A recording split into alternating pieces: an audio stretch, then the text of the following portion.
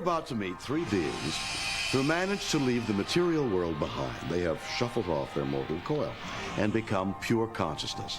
But the problem with not having a physical existence is that you have a hard time swinging a hammer, especially if you want to build a spaceship. But there is a solution. Borrow someone else's body, as we will see in Return to Tomorrow.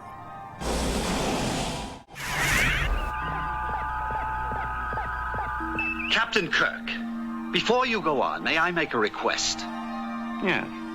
Can you get those things out of here? The day after the show closed, I went on the sound stage just like I would walk in here with everybody out of here, and there were tribbles all over the place. I picked up 40 tribbles for no reason other than that they were lying around. I put them in a plastic bag. I took them home. Have him find Cyrano Jones and hold him. And get these tribbles off the bridge. I passed them out to the kids in the neighborhood. 20 some odd years later,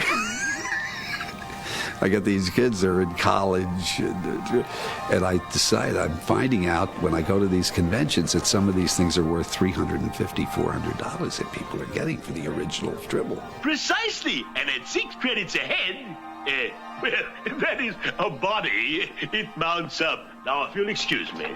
So I tried to hustle the kids that I gave them to, and I'd call them up and say, do you still have that tribble that I gave you back when I did?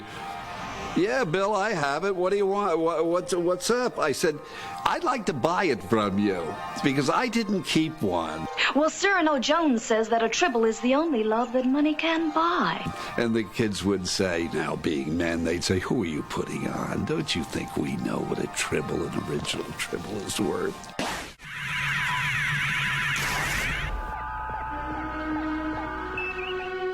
I getting old?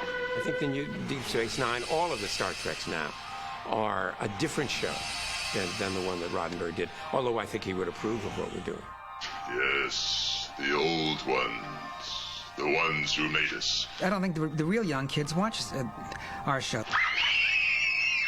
They watch Deep Space Nine. Deep Space Nine, as all this stuff now, because of all the years and all the stuff we've learned to do, is richer in all the technical things. I mean, to work on that set is wild. I mean, you go over and think you can do something with some of those computers.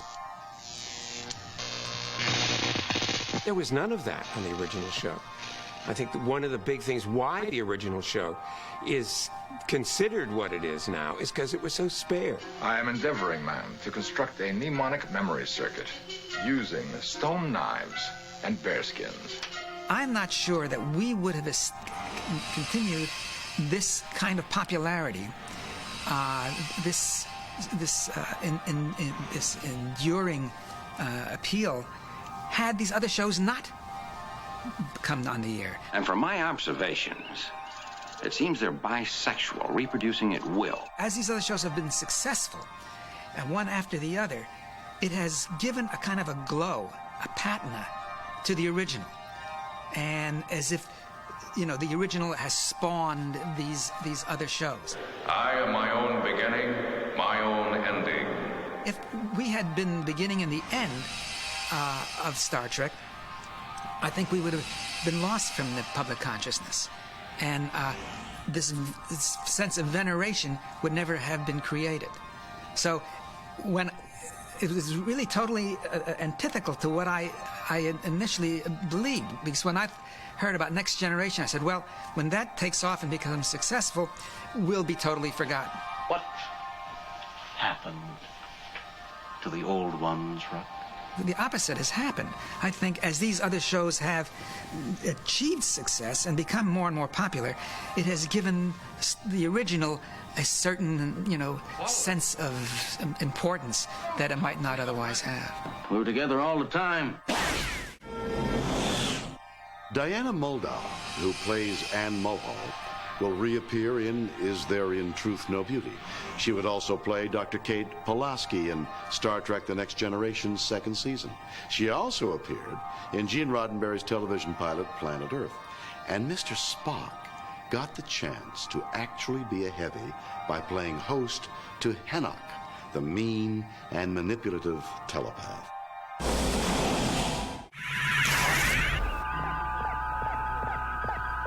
I don't remember seeing Gene Roddenberry on the set. But you sure got a sense that you're going to have to answer to Gene. Gene Roddenberry, I guess, was just, genius.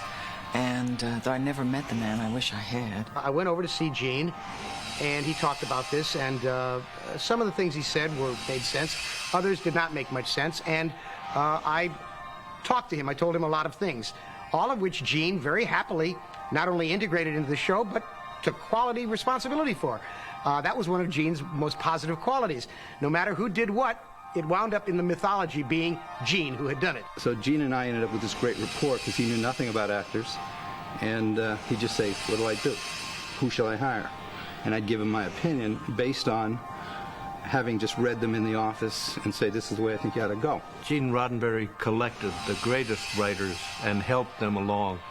And even if the writer wasn't so great, he helped them along so that they became great.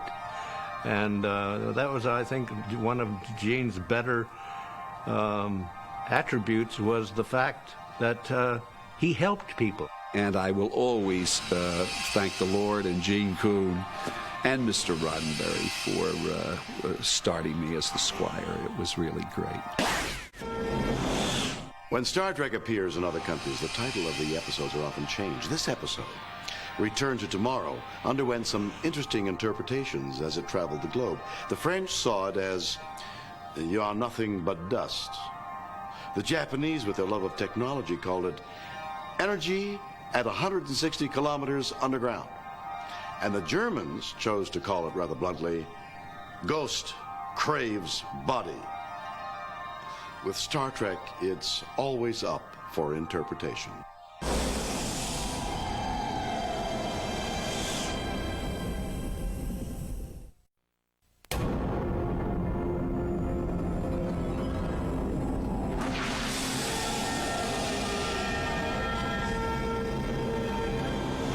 They say that Walt Disney had his head frozen so that someday, when the technology was available, he could live again.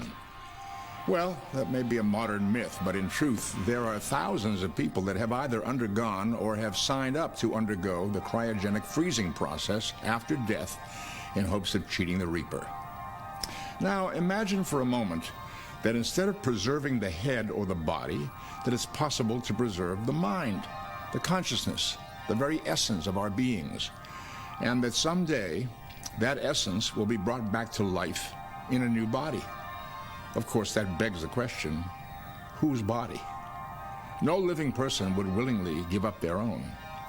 In other words, someone has to die in order for someone else to live again. Diana Muldaur has a unique position in Star Trek history. After playing the part of Anne Mulhall in Return to Tomorrow, she returned in Star Trek's third season as Dr. Miranda Jones in Is There in Truth No Beauty? But that's not what makes her unique. Several actors returned to play different roles in later episodes of the series. What makes Diana unique is that 20 years after she guest starred on the original series, she returned to Star Trek as Dr. Catherine Pulaski, Chief Medical Officer aboard the USS Enterprise D during Star Trek The Next Generation's second season. Star Trek's sister show, Mission Impossible, was filmed on stages immediately next door to us and went on the air the same season. But they had a budget that was 50% more than ours, and their shooting schedules often ran 8 or 9 days, while we were limited to a very strict 6 days, no questions asked. This limited budget and schedule forced us to concentrate on the acting. The fever of the Plaque Tau in Amok Time, the duality of character and personality, as in Mirror Mirror. These were acting challenges which kept us busy, kept us interested, and kept us on budget. The actors' salaries were the same, regardless of how difficult the part was. We got no extra pay for playing these kinds of roles. And instead of special effects, you got special performances.